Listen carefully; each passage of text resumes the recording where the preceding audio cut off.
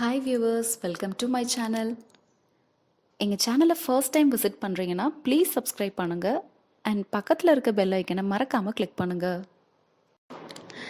இந்த வீடியோவில் நம்ம பார்க்க போகிறது இந்த பழைய அயன் பேனை எப்படி பழக்கி யூஸ் பண்ணலான்றதை பற்றி தான். உங்கள் எல்லாருக்குமே கண்டிப்பாக தெரிஞ்சிருக்கும் அயன் பேனில் நம்ம சமைக்கிறனால இருக்க ஹெல்த் பெனிஃபிட்ஸை பற்றிலாம். பட் அதோட மெயின்டெனன்ஸ் கரெக்டாக பண்ணலன்னா சீக்கிரமாகவே ரஸ்ட் ஏறி இப்படி ஆகிடும். கரெக்டாக மெயின்டைன் பண்ணால் நம்ம நான்ஸ்டிக் பேனை தோக்கடிக்கிற அளவுக்கு சூப்பராக பெர்ஃபார்ம் பண்ணும் இந்த பேன். வாங்க வீடியோக்குள்ளே போகலாம். ஃபர்ஸ்ட் ஸ்டெப் வாஷிங் தான். இந்த பேனை நல்ல ஒரு ஸ்க்ரப்பர் வச்சு நம்ம நார்மலாக யூஸ் பண்ணுற சோப் இல்லைனா லிக்விட் வச்சு க்ளீனாக ஸ்க்ரப் பண்ணி வாஷ் பண்ணிக்கலாம்.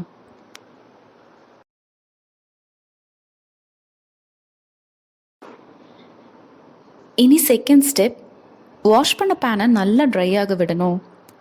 ஒன்று வெளியில் வெயிலில் வச்சு காய வைக்கலாம், இல்லைனா அடுப்பில் வச்சு ஹீட் ஆக்கியும் ட்ரை ஆக்கலாம். எப்படி பண்ணாலும் ஓகே, பட் பேன் நல்லா ட்ரை ஆகணும். இப்போ ஒரு டிஷ்யூ பேப்பர் வச்சு க்ளீன் பண்ணுறேன்.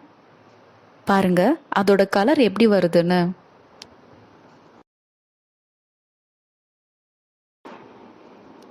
இனி தேர்ட் ஸ்டெப், நம்ம பேனில் நல்ல ஆயில் அப்ளை பண்ணணும். தேங்காய் எண்ணெய் இல்லைனா நல்லெண்ணெய் கூட யூஸ் பண்ணலாம். நான் இங்கே ஒரு ஒயிட் கிளாத்தை ஆயிலில் டிப் பண்ணி ஃபுல்லாக அப்ளை பண்ணிக்கிறேன். பேக் சைட்லையும் ஃபுல்லாக அப்ளை பண்ணுறேன்.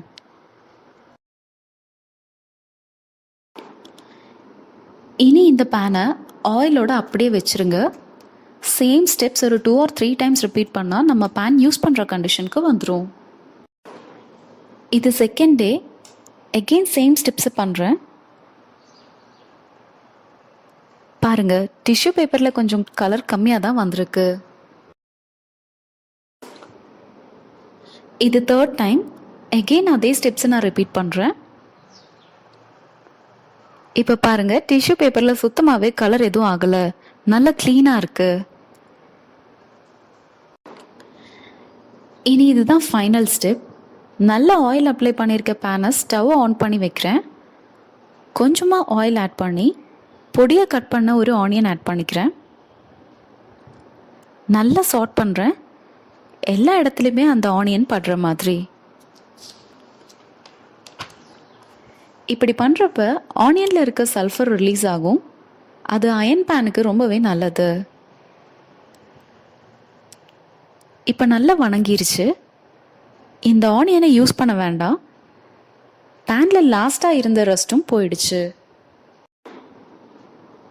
இனி இந்த அயன் பேனை நம்ம நார்மலாக யூஸ் பண்ணிக்கலாம்.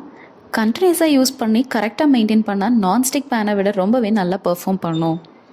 கண்டிப்பாக வீட்டில் ஒரு அயன் பேன் வாங்கி யூஸ் பண்ணுங்கள். தக்காளி யூஸ் பண்ணுற குழம்பு மட்டும் இதில் பண்ண வேண்டாம், பட் காயெல்லாம் ஃப்ரை பண்ண யூஸ் பண்ணால் சமையலுக்கே ஒரு எக்ஸ்ட்ரா டேஸ்ட் கிடைக்கும். யூஸ் பண்ணி பாருங்கள்.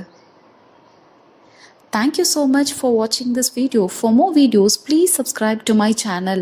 See you in next video. Have a nice day.